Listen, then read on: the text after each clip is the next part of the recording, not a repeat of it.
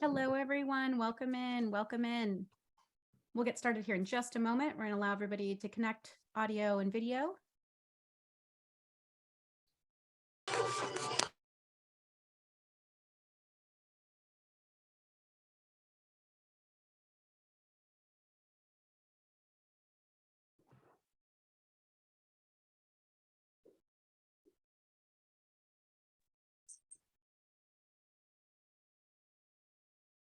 Okay, we're going to go ahead and get started.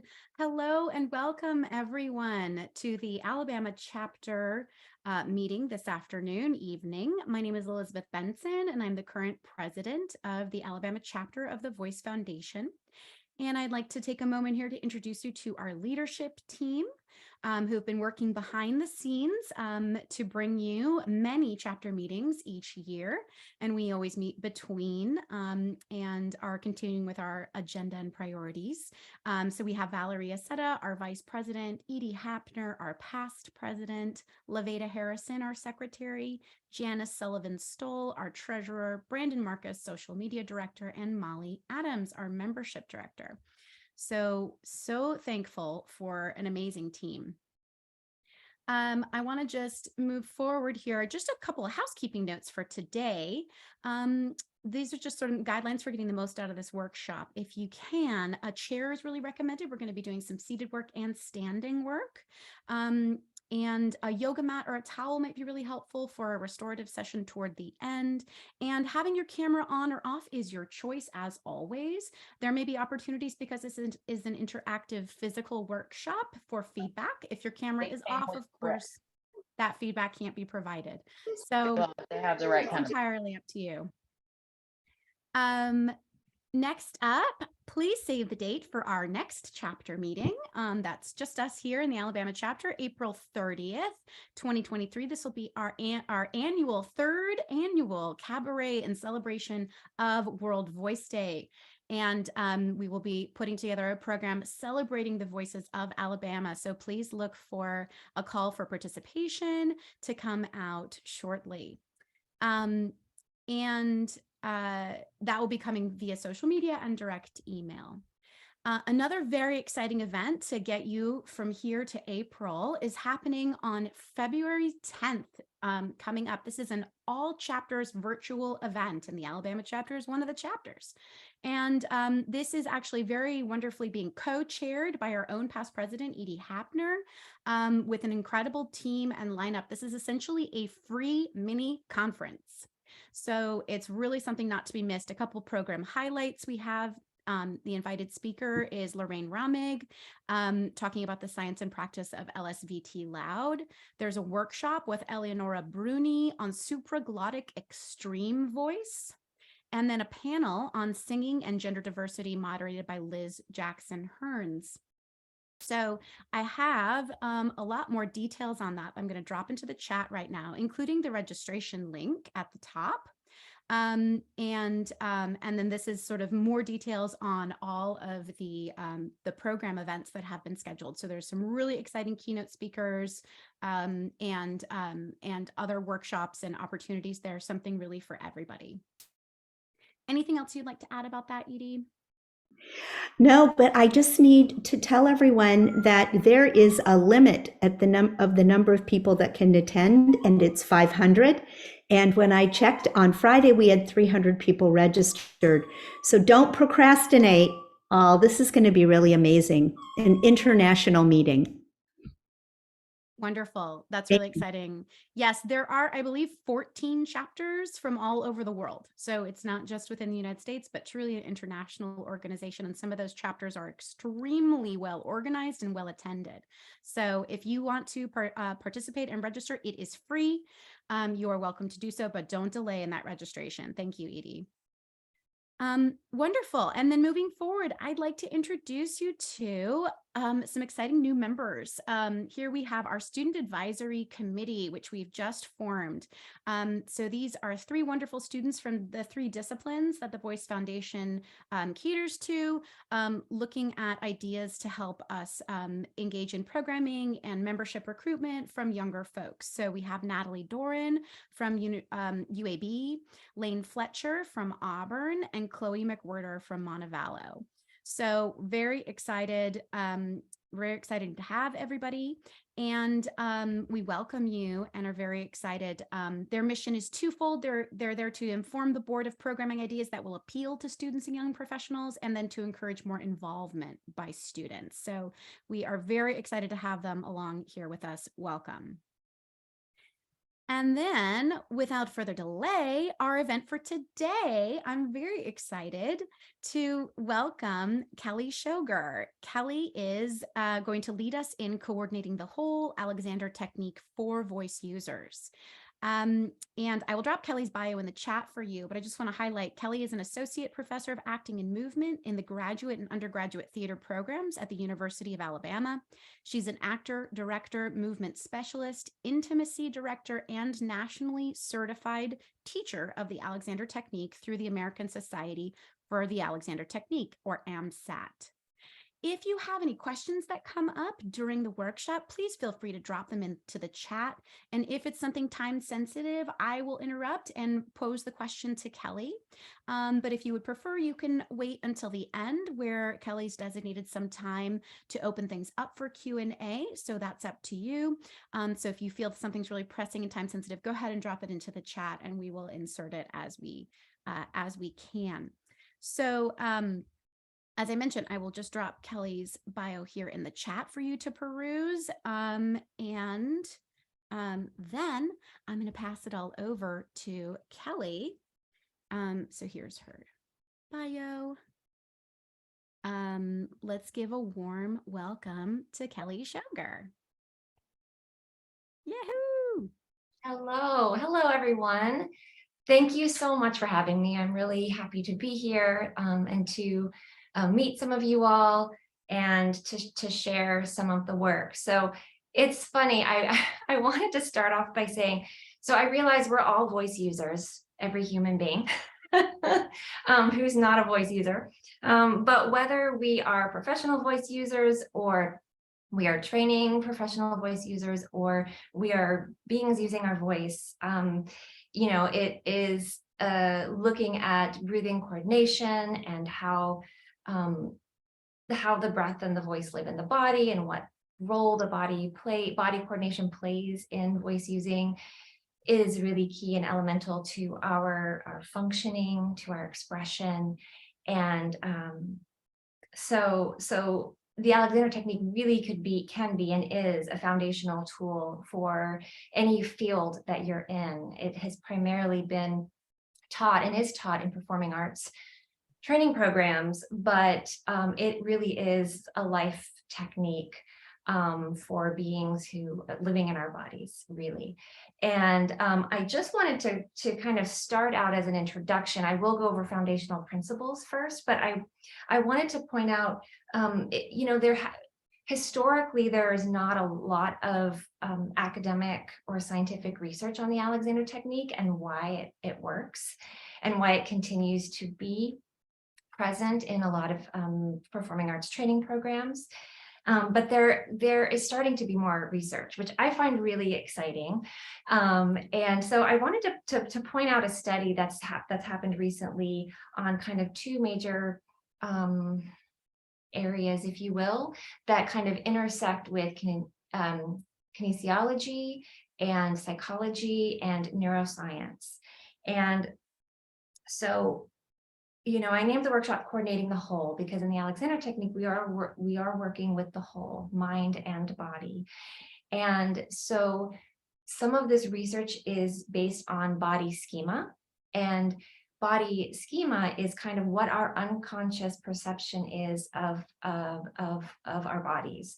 And here is actually a formal definition: unconscious internal representation of the body used to guide movement and posture.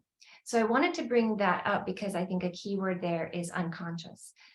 In the technique, we really are looking at opening up awareness to what some of our unconscious habits are. Well, habits by nature are generally unconscious, right? So their research has shown that instruction in the Alexander technique improves our body schema because we are bringing conscious thought and awareness to our use. So there is some actual scientific research happening there. And the second area of research that kind of dovetails with body schema is postural tone. And that's something we really look at in the technique as well.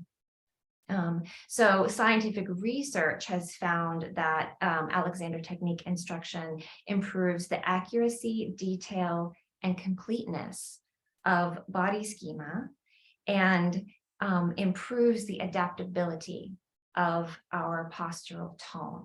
So I'll simplify all of that in a moment, but it's really exciting that there is some research happening here. Kelley, So we did have one question that popped into the chat already. wow. From Christine Hurst-Weischek. She says, might we also call body schema body mapping? Yes, I think so. I think that would be accurate to say. Absolutely, absolutely. Thank you. And that's an interesting question. I think when I think of body mapping, I think of as a conscious process of bringing the mind's eye to various points of the body. Again, just when I think of it, but again, there might be a more scientific definition of it. So I'm not sure if the practice of body mapping is also one that's, if it's conscious. The body schema tends to be our unconscious, how we live in our bodies, not really aware of some of our patterns of use. But that's a great question. Let me think on that. Excellent. So one more thing I want to say about postural tone is really that is also complicated as well.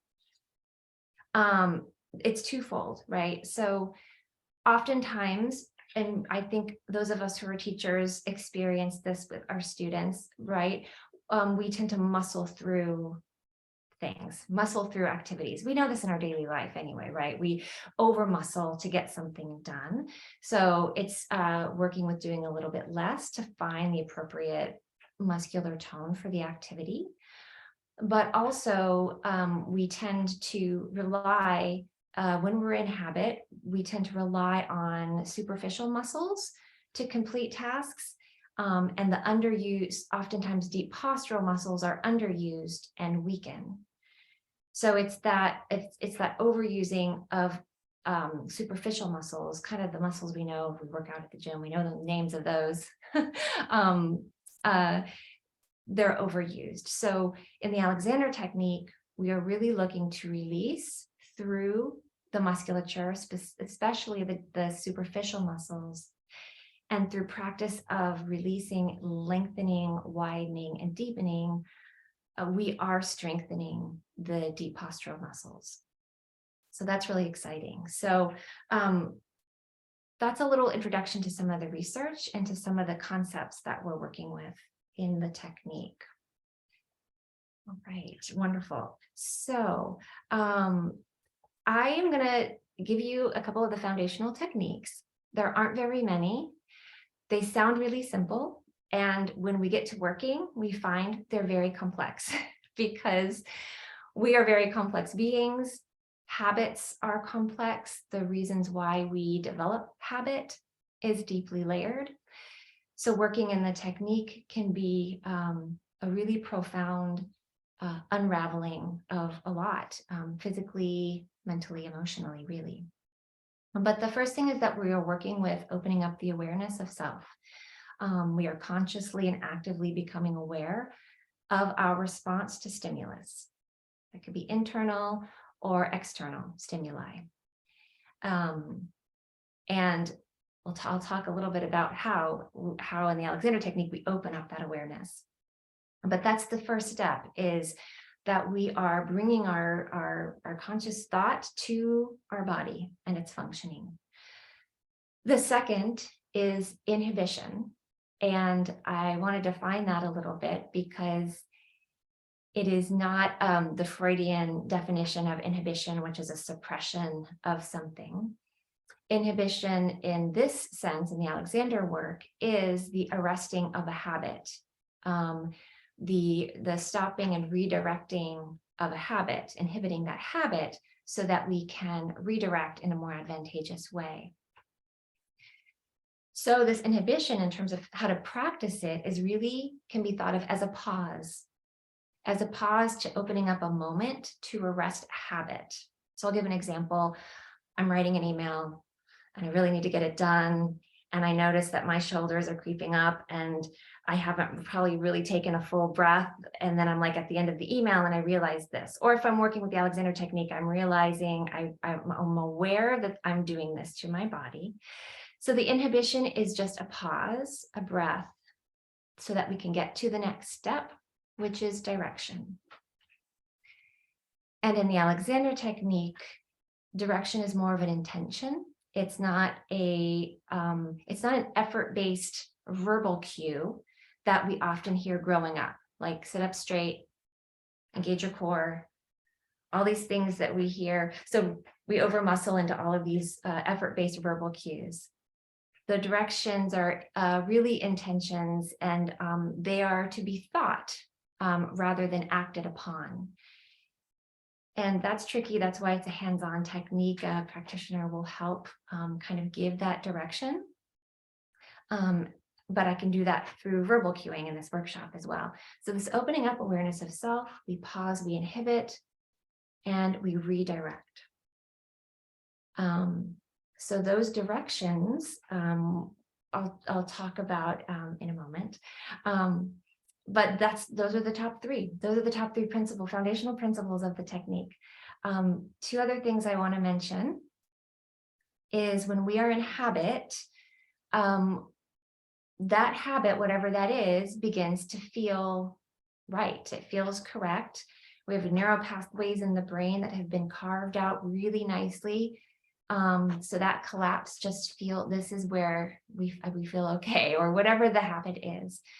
So the body has unreliable sensory feedback. When you come into an Alexander technique session and we're working with direction and coming up and over and kind of releasing out of whatever the pattern is, oftentimes it might feel off, it might feel wrong, it might feel actually off balance. And that's because the brain is trying to catch up, and it's not within the right feeling. So here's a little experiential example. If you would like, go ahead and just clasp your hands on your lap. Very common thing that we do probably every day. And just know, you just probably did that automatically without thinking, right? So just notice now what thumb is over what thumb, what set of fingers are over those. And I want you to and you did that unconsciously, right? Didn't really think about it. So now let's change it and put the opposite thumb and opposite sets of fingers over the others. And just set them in your lap and just notice what that feels like. So most likely it feels a little off or odd, or I would never do that. And that's simply because it's just the opposite of whatever however you've habitually clasped your hands in your life.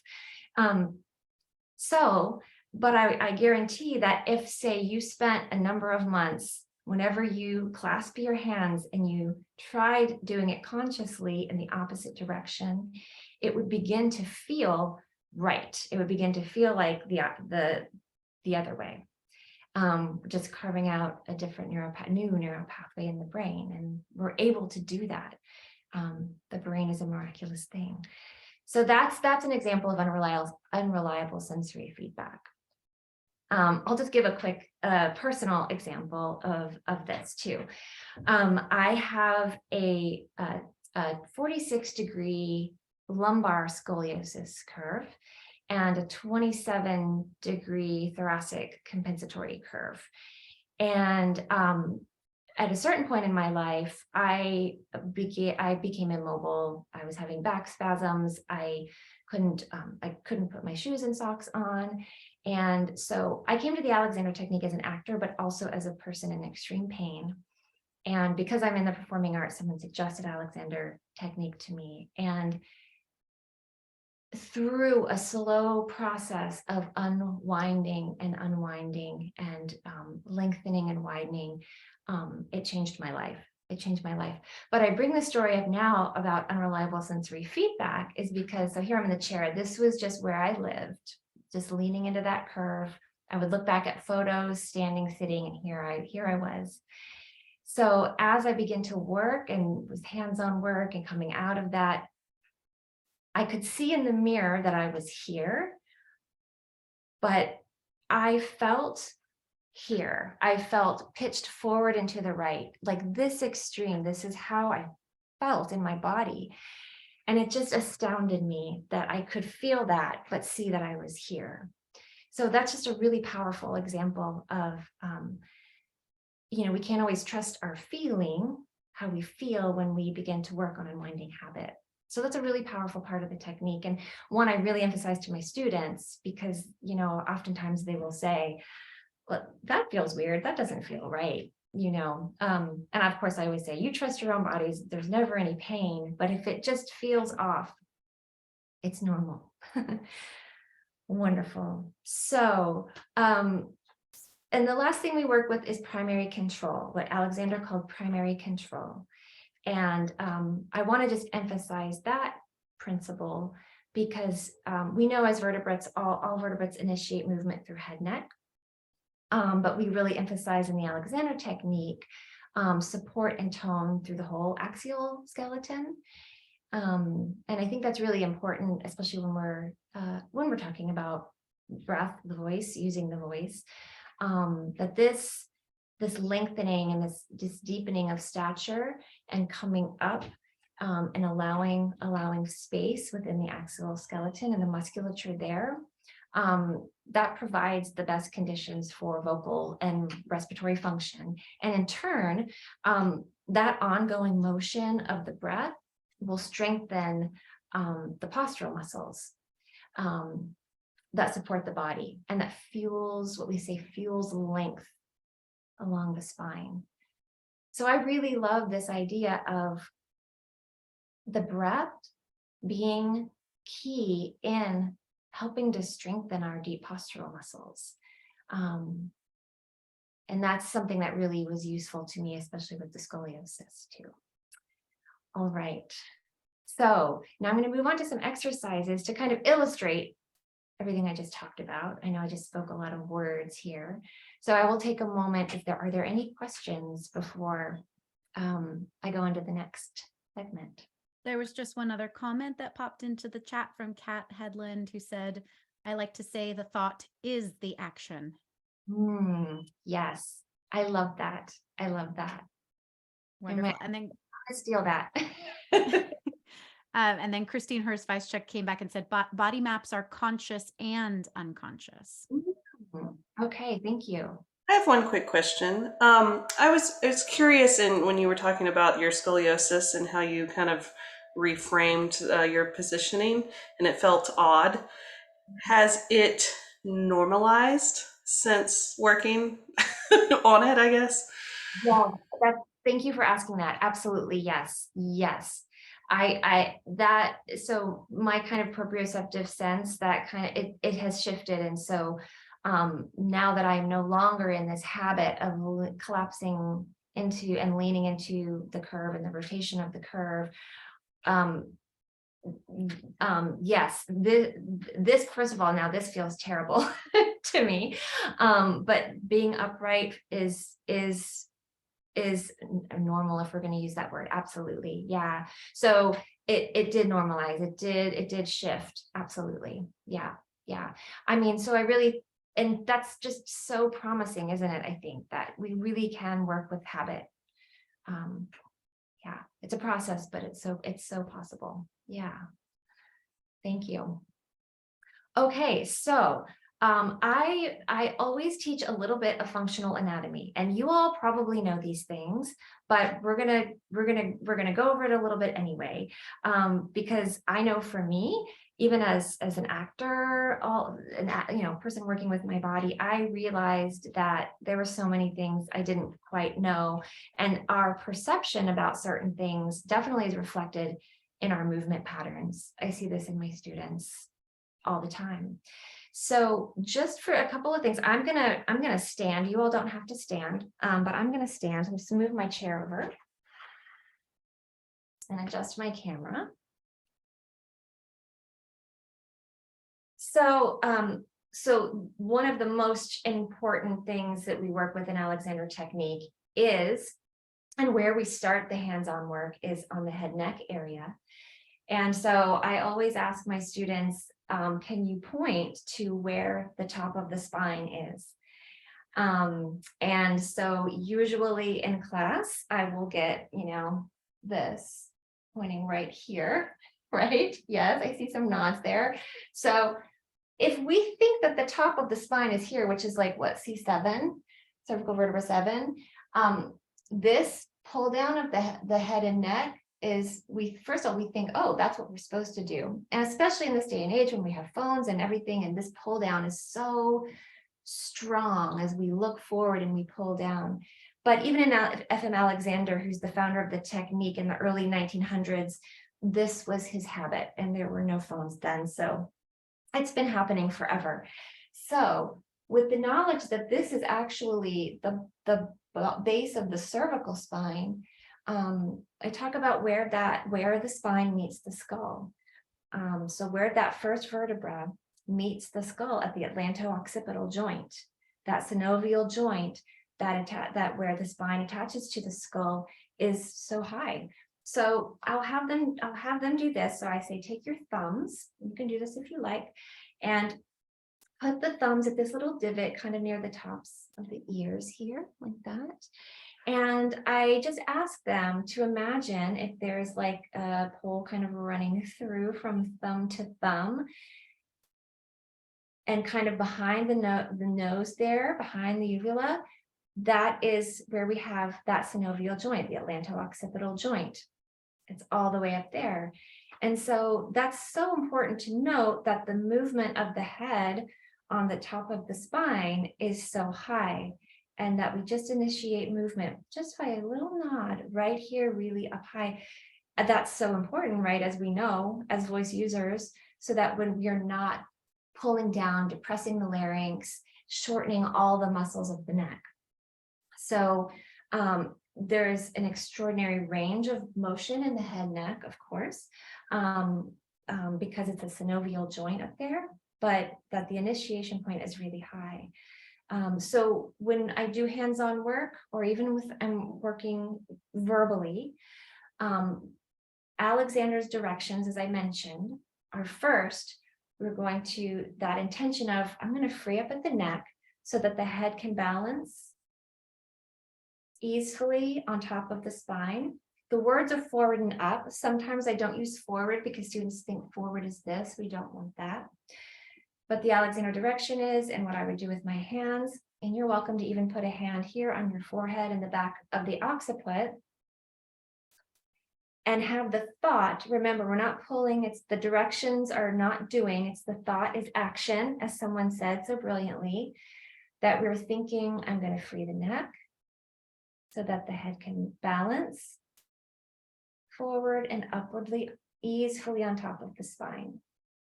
Beautiful. The next direction, so that the back can lengthen and widen. That's a thought as we're thinking up. The back can lengthen and widen. And the arms and the legs can move freely away from the torso. Those are the Alexander directions, and Alexander teachers will say them in different ways, and we talk about different things, but those are the directions, as I mentioned: awareness, inhibition, direction. So, so we know where the AO joint is, so important for us and for our students. And the head is the first weight center. So I always just do a little bit of functional anatomy with weight centers and those major joints. The next weight center is the rib cage, right? And so it's just really important to note, it was important for me to note that that's a weight center, because as we know, I think that there's a lot of holding, you know, in those early directions of stand up straight and engage your core, and there's a lot of pulling on all of the musculature within the torso.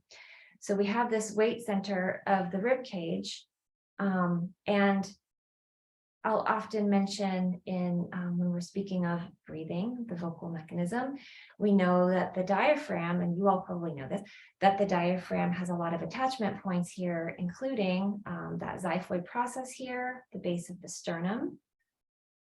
And I know there are attachments on the rib cage as well, but then also from the crura at the lumbar spine. So I think that bit of knowledge is so important for us, and we work with that as Alexander Technique teachers with our hands to help figure out what poise of the chest means, and to think about the suspension of all of this here for proper functioning and breathing. So when we live here, you can see the head, neck here, but look what happens to me here. I go all into this pattern of pull down. I collapse here, I collapse in on the diaphragm, and I'm sitting into my hips. So this is really a common pattern. But there are other common patterns too that originate from the head, neck, which can be here, right? We see this, and a narrowing of the low back, and that causes lots of pulls in the torso as well.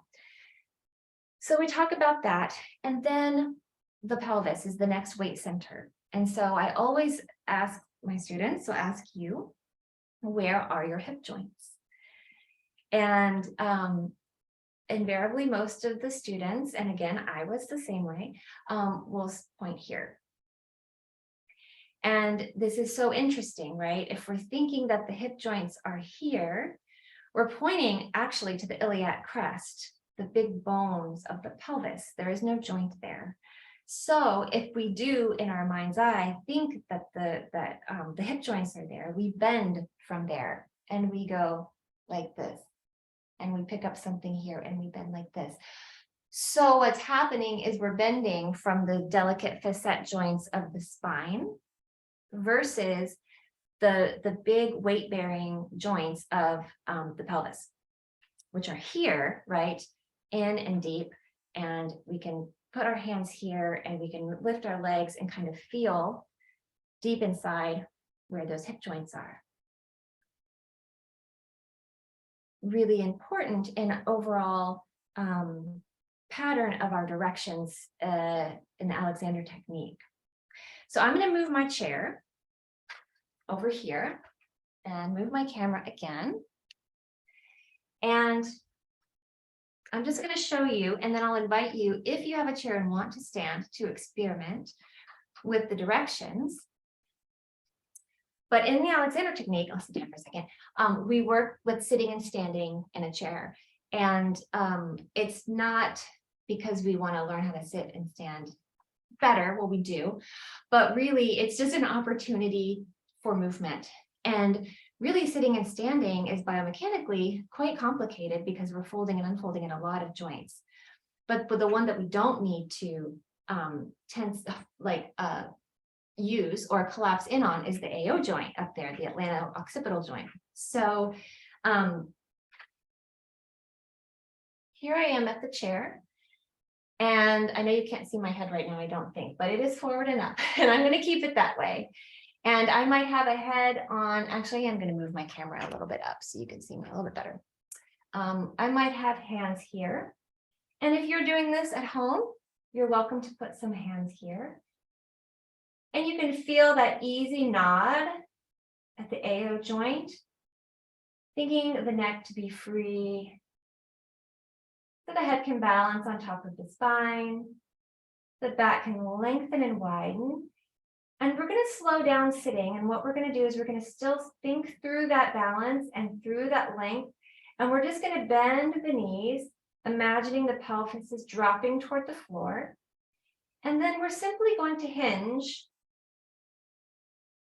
at the hip joints, and down we go. And so that practice is position of mechanical advantage. or monkey or folding. And so that is one of the main things that we work on in the Alexander technique. And it's it's a really wonderful diagnostic tool for where pulls are in the body, where pull downs happen in the body. Invariably, we don't think about how we get in and out of the chair, right? We plop down, we pull ourselves up, and we lead with the head neck. And so a tool is slowing down and working with the student in the chair. So let's just do that one more time with ourselves. And so I'll go ahead and do this with you. So let's go ahead and stand if you're wanting to. And your feet are about hip width apart, whatever feels comfortable for you. There's no rule here. And we're going to just think that we want to be free at the neck, wherever you are with that, so that the head can balance easy on top of the spine. And there is a forward and upwardly direction in our thinking. And we can even think about the jaw moving easily down and forward, released, and the tongue resting on the bottom of the mouth, so that the back can lengthen and widen.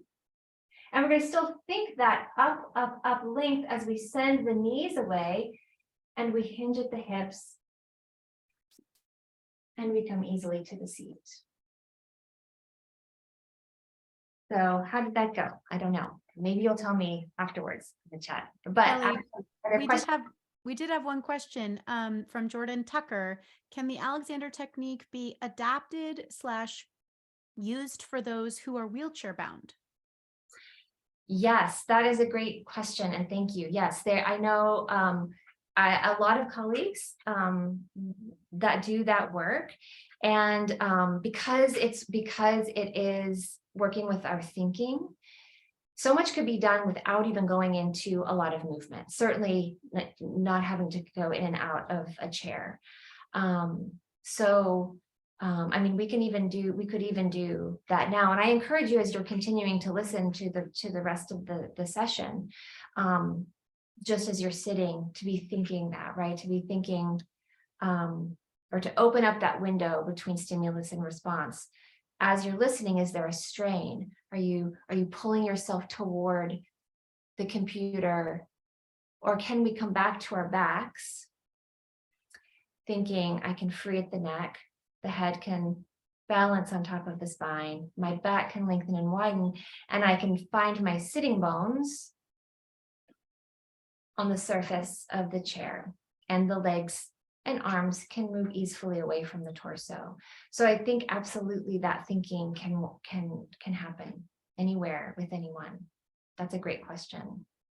Yeah, I think that's the beauty of it, is that it is really about our thinking. And, you know, sometimes our thinking gets in the way of releasing, right? A lot of times, of course, and I experienced it too.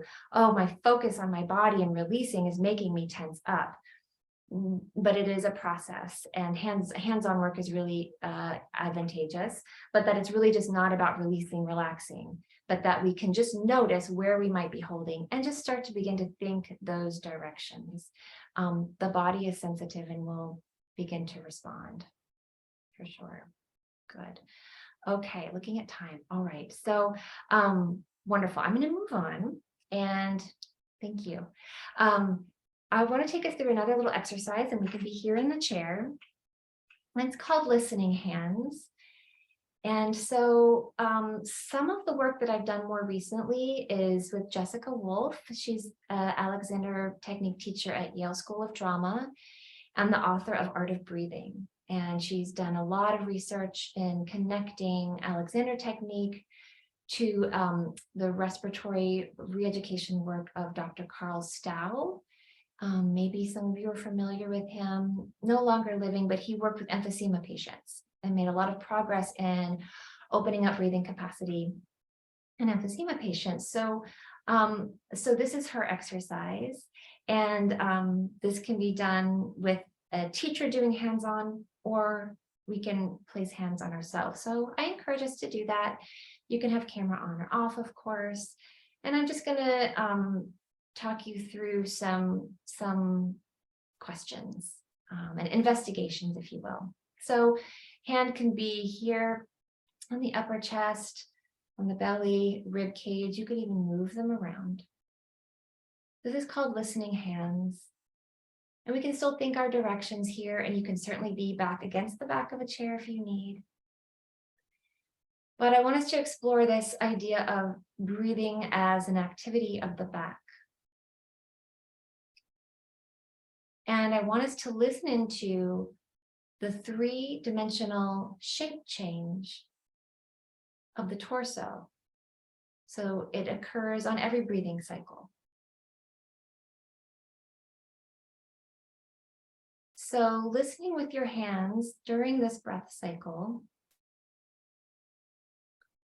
we can listen into the innate reflex of an inhalation. And that can give us a lot of information about habit. Right? If there is accessory breathing really happening in the upper chest, or if we're really doing this belly breathing, but there's not a lot of motion happening here, or if we're really holding and not allowing the ribs to swing on that inhalation. So what is the chest and abdominal movement that's happening with the breath? So just opening up awareness about feeling what it feels like. Noticing rib mobility.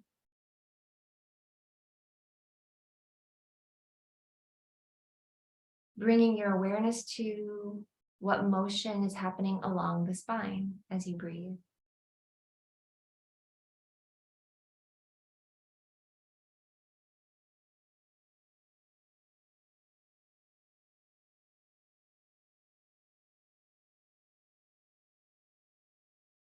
Noticing the poise of the chest.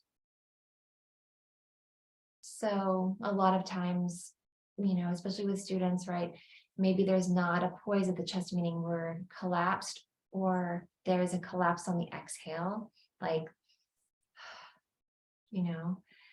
And so we'll encourage that idea of that exhale allows us to fuel up the spine on the exhale.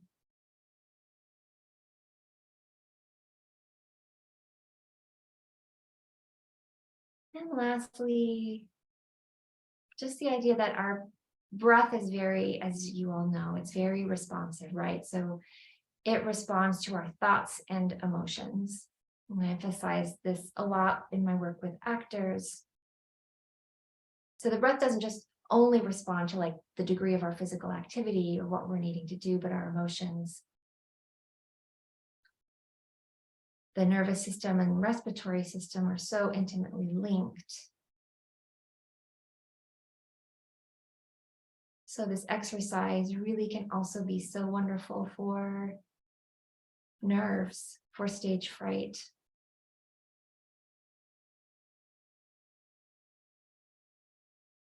Beautiful. And you could just bring the hands down and just take note what you noticed within yourself there. Wonderful. So before we go into the next little part here, I would love for us, because we've been sitting in chairs, if it's available to you, we're just going to take a roll down the spine and back up. If you have that room and you feel like you want to move a little bit. So just go ahead and tip your chin to your chest. And then continue to let the head weight fall. And allow a little bit of a C curve in the spine here. Allow the weight to go through your legs and through your feet as you roll down the spine, one vertebra at a time.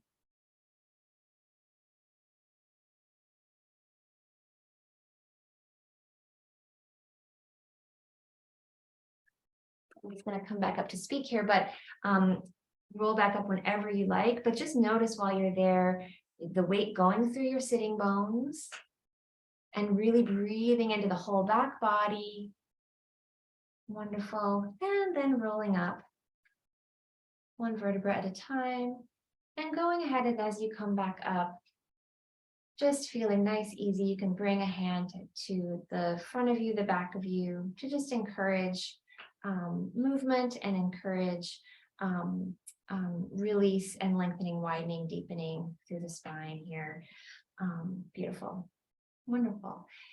So here's what I would love for you to do. I'm looking at the time. Okay. Here's what I would love for us to try now. And you can do this with cameras off. Obviously, you're muted, so no one will hear you. I would love for you to think about a song you're working on or have worked on, or a piece of text. And if nothing readily comes to mind, you can work with Happy Birthday. I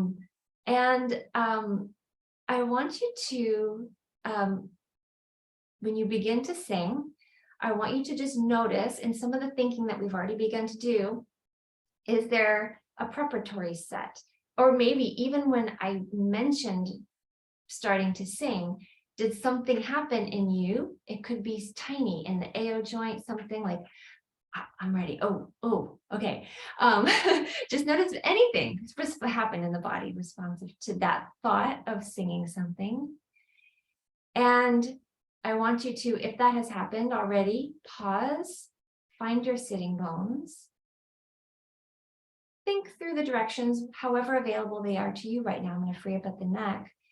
Allow the head to balance forward and upwardly on top of the spine so the back can lengthen and widen.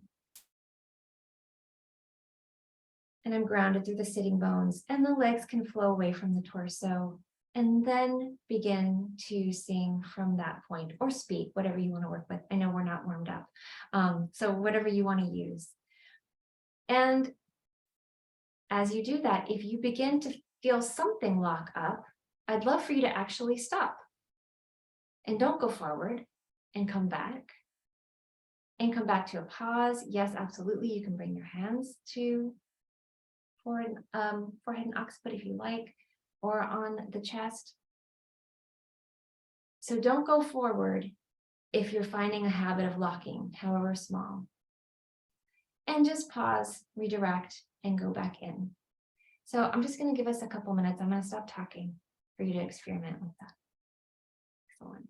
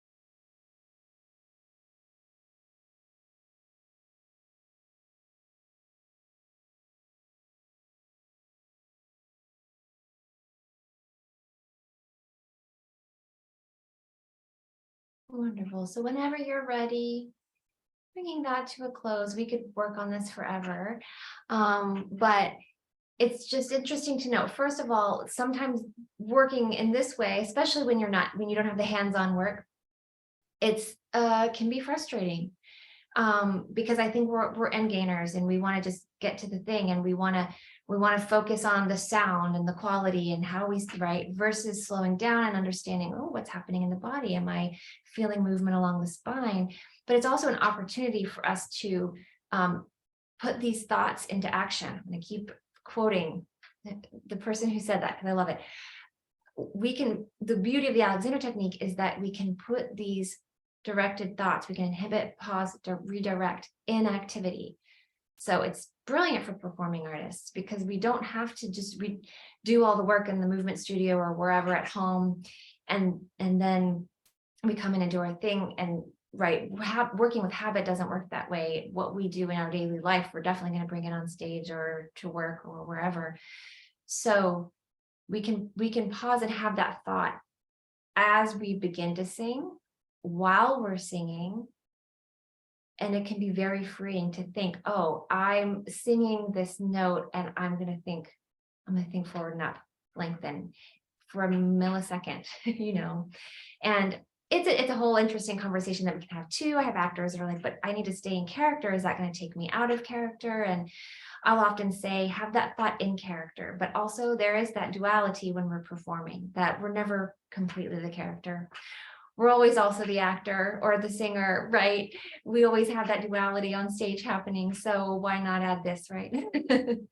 But interesting. I hope you discovered a couple of things there, and also just a little opportunity to put some thought into the action, into the task. Wonderful. So I want to now just take 5 to 10 minutes. I know we're at 5:55, so I can stay on to 6:15 for questions. I know if people have to leave, they're rolling off. I totally understand that. So I'm going to roll forward here, but I'll just do one little exercise here, a breathing exercise. One is called the whispered ah, and then silent la-las. This comes from Alexander technique and also this art of breathing. But I love the thought of this idea of the breath as not a binary activity, that it is, we're always at the beginning, middle, or end of a breath. And Jessica Wolf talks about the breath as imagery of it as a water wheel. And I really love that cyclical water wheel, that we're never, it's not breathing in, breathing out, breathing in, or like breathing in, breathing out, breathing in, breathing out. And so this kind of water wheel image is so helpful for the Alexander technique directions of freeing the neck, coming forward and up through the back, lengthening and widening. We're constantly refreshing these directions, just as the breath is constantly refreshing. So I really love that. So the whispered ah is done in that thinking our Alexander directions. And what we want to, so we really want to think about that balance of the head, easefully on top of the spine. Most of the weight of the head is a little bit forward, right? So there's a little bit of a tipping point. Sometimes I tell my students there's a little clown weight at the tip of the nose, just a little tipping and a little bit forward, so we don't pull back and down. So you've got a little clown weight there. And the tip of the tongue, we just place it lightly on the back of the bottom teeth, and the tongue is just resting there nicely. And we are allowing ourselves to look out onto the horizon or wherever we're looking. Maybe it's into the computer, but we're really allowing ourselves to see and open up to what we're seeing. And we're going to inhale through the nose, the tongue at the tip of the tongue, the bottom of the back of the bottom teeth. And on the exhale, we open up into a whispered ah. And we're thinking about that forward nut motion of the head, that water wheel of the breath. And we're not pressing in through the exhale. So we're just following the natural excursion of the diaphragm, allowing the full exhale, and then inviting the inhale back in through the nose. So the focus really is on the exhale. So let's give that another go, and really make sure that we keep that focus out so that we don't get too internal. Beautiful. So we're inhaling through the nose.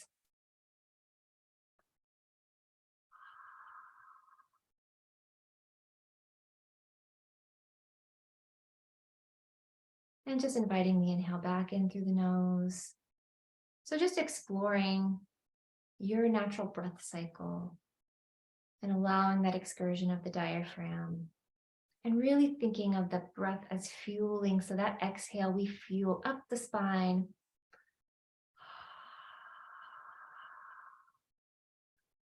As we exhale and allow there to be opening in that ah sound. So that's an exercise that's really useful. I'm sure those of you who are singers have variations and all, on these things. And in an Alexander technique lesson, we would absolutely have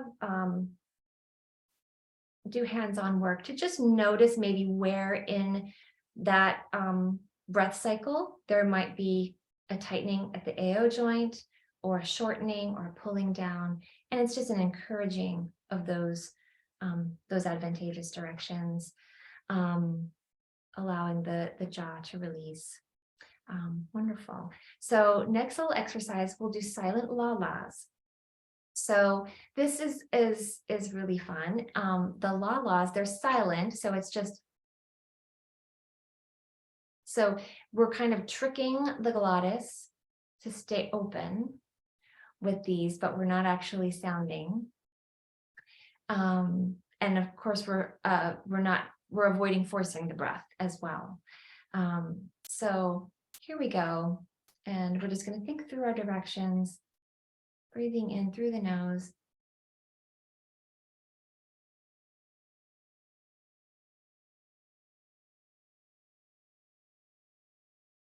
So you can try that a couple of times. So I encourage the la-las to be sloppy, that the tongue can be sloppy, that the jaw can fall forward and down. We're still thinking that direction of poise of the head on top of the spine. As we, though, make the shape of a sound and a word. Wonderful. And there's very different variations on the silent la-las. There's silent counting. And then, of course, we would then move into sounding in terms of, looking at where we might be stopping the breath or stopping the excursion of the diaphragm. And so that would be a whole other session looking at that. But Dr. Carl Stow did a lot of this work with emphysema patients to increase that breath capacity, where really the bottoms of the lungs harden in that disease. So it's really useful in these exercises too. You can put your hands, or a practitioner can have their hands on, like we did with listening hands, using listening hands to notice the three-dimensional shape change of the torso as we move from our thinking into whispered ahs, into silent la-las, and then into sounding. Excellent. Wonderful. Okay, I can believe it's already 6 o'clock. So if there aren't any questions, and I can certainly stay on for questions, I'd love to lead you through a lie down, constructive rest lie down, if you would like, and if that's available to you. So it'll just be a few minutes. So I'm going to move my chair away, and I'll move my camera and I'll show you semi-supine.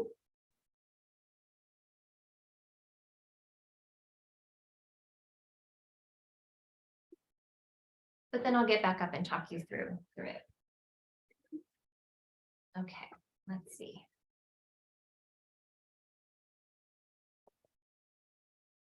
So what you'll want to do, if you're doing this, is you're going to want to make your way to the floor, the mat, the towel, and we are going to, I'm wearing my slippers. Now, I didn't realize that would be in the camera shot. I'm wearing my slippers. Okay, we're going to get down onto the floor, on our backs, feet on the floor with knees up.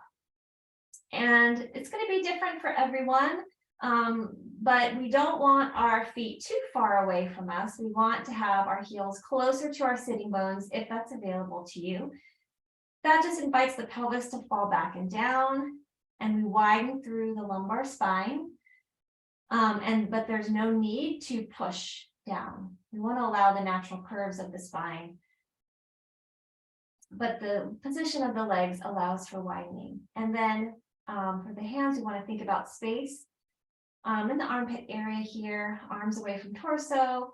Then we'll bend at the elbows and we can place our hands anywhere we want here on our torso, our rib cage. And ideally, if this becomes a daily practice, which I recommend, you will want some books for underneath your head. So if you're here and you notice there's kind of a pull down, of course, we want to not encourage that. So we put some books here, 1 to 2 inches generally, if we need them to encourage that direction of the head on top of the spine. Beautiful. So here we are. We call this constructive rest because we can close our eyes and relax. It's always advantageous to calm the nervous system. But what we want to really train the body to do is know that we can be in this advantageous arrangement, released, widened arrangement while still being alert in the space. So we'll keep our eyes open. I've fallen asleep in constructive rest. I fully admit this. But for today, we're going to keep our eyes open and allow yourself to see the room, see the ceiling. So we stay alert. But we really are just allowing the floor to support us, gravity to support us, and trust that this particular arrangement reinforces and integrates all of the directional thinking that we've been doing today. And I just want to point out that if there's a lot of, if there is pain in the low back, that's often due to lumbar compression. We all carry some. The more you practice this, the more that will release. And of course, every body is different and we're all dealing with different injuries and such. So you have to find what's right for you.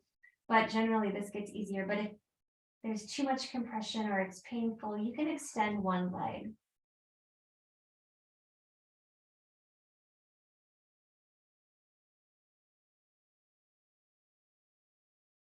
So as you're here,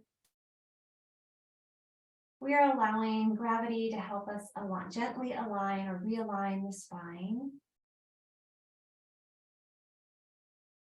And we can think through our directions or our intentions to stay free at the neck so the head can balance. We can widen.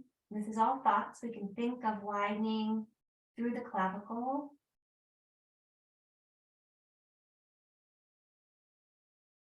As well as there being width and support through the upper back, the scapula. And we can allow the pelvis, the weight center of the pelvis, to be heavy and fall back and down into the floor. And we can think of the arms and the legs gently releasing away from the torso.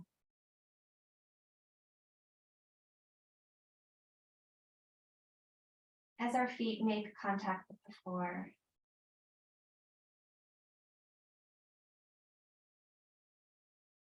And as your hands are on somewhere on your torso, just here, while we're completely supported by gravity, we can have listening hands and allow ourselves to feel the three-dimensional shape change of the torso as we breathe.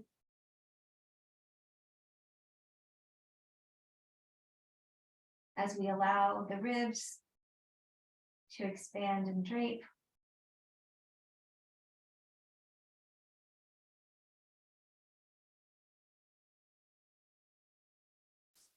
And lastly,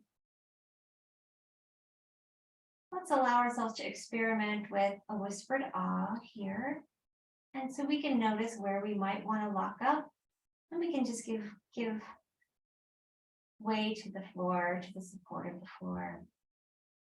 So whenever you're ready, if you're here or if you're in the chair still, allow the tip of the tongue to meet the back of the bottom teeth. Allow the tongue to just rest gently the bottom of the mouth. And as we inhale through the nose, we release the jaw down into an easy whispered ah.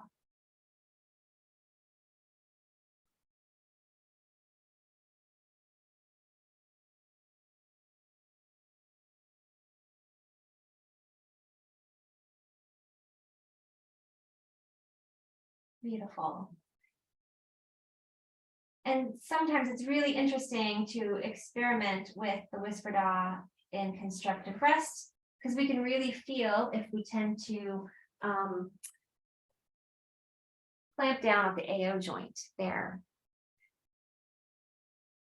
So if you're in constructive rest and just want to stay there, I invite you to do that. If you have to go, if you haven't already, you can do that. And I will stay on if there are any questions. I'm just gonna bring my chair back over. Thank you so much, Kelley.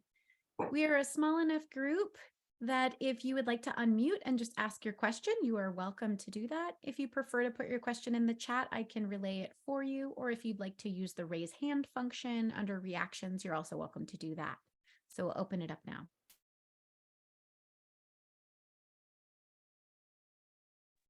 May I ask how you would work on this with, I know you said, I mean, obviously we don't just totally become our characters all the time, and there's always that little I, but what about for a character who has like a very extreme posture difference? Like, how would you incorporate this? Absolutely, that's a great question. So really what has to happen is we have all of our own habits. So if we're bringing them onto stage with us, we actually can't then bring on the posture of, say, Richard III. That's an example of an extreme one, right? So we have to figure out where we can find this kind of neutral, so that almost like a costume, we bring on the habits, the postural habits of the character. And to answer your question, you know, we can't completely take on those habits because it wouldn't be sustainable for a long run of a show. So for example, we'll use the example of Richard III. We can use these directions, this thought and these directions, and this kind of internal release and this internal relationship to movement that we're working with in the Alexander technique. We keep that intact always.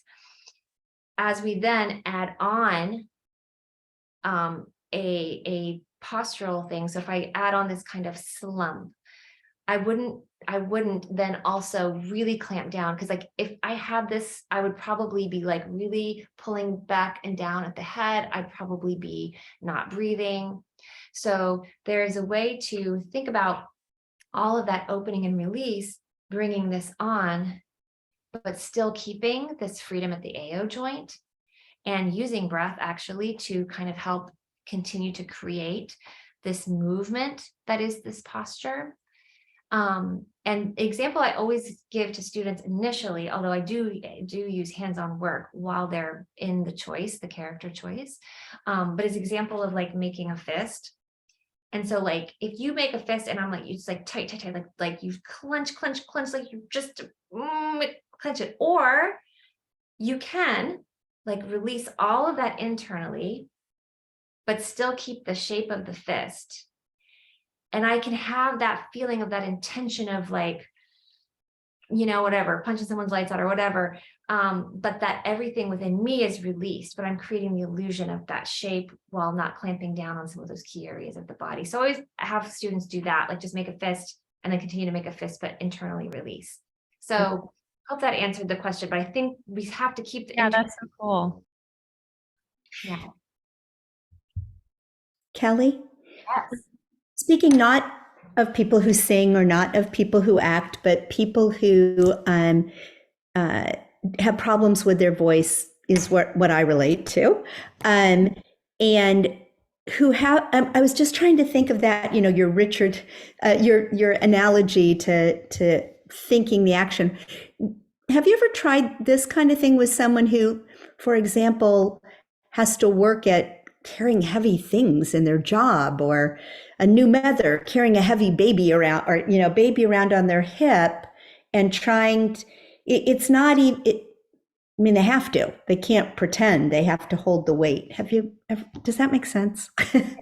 Absolute sense. Yes, absolutely. Absolutely. I mean, we have, we have these realities in the world. And I think really there's two things. I think that we tend to always over muscle first. So I think in all of those, even with lifting heavy things, and we can really look at the biomechanics of how to do that more advantageously, certainly like through using the hip joints and the knees. But I think we always end up, and I'm saying we, like me included, use too much muscular tension. So finding in an Alexander lesson where the appropriate tone, postural tone for that particular activity, I think we usually find that we're using too much. The second thing is so our postural tone is really influenced by like the forces are upon us, right? Like gravity, for example, or like carrying a baby or a heavy book bag or something.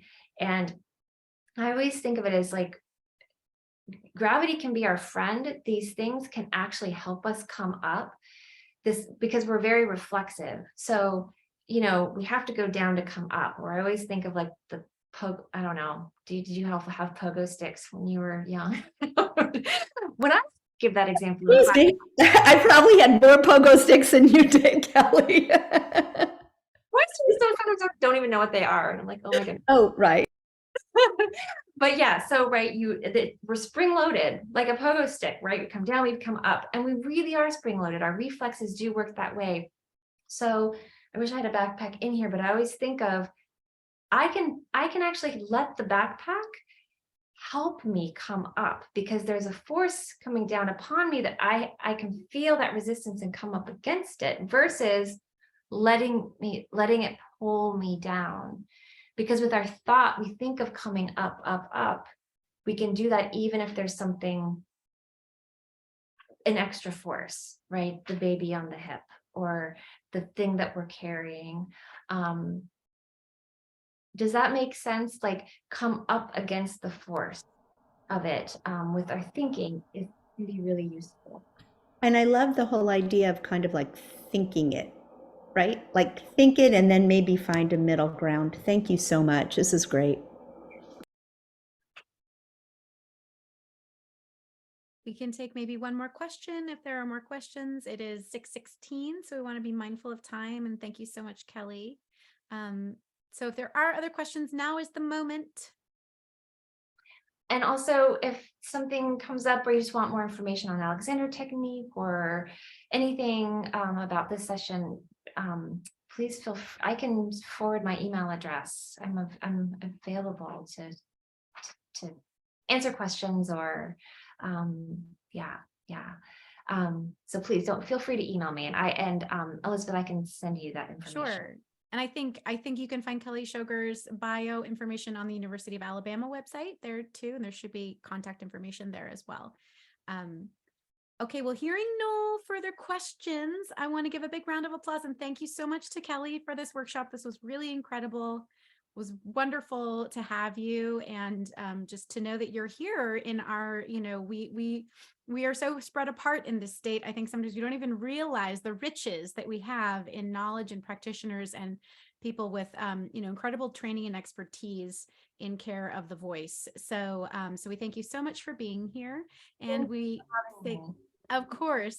And thank you so much to our members who came today. Thank you so much. We really appreciate your attendance on a wintry evening here on a Sunday. Thank you for giving of your time and contributing to this community. We really appreciate it so much. So without further ado, have a wonderful rest of your evening. And thank you so much to everyone.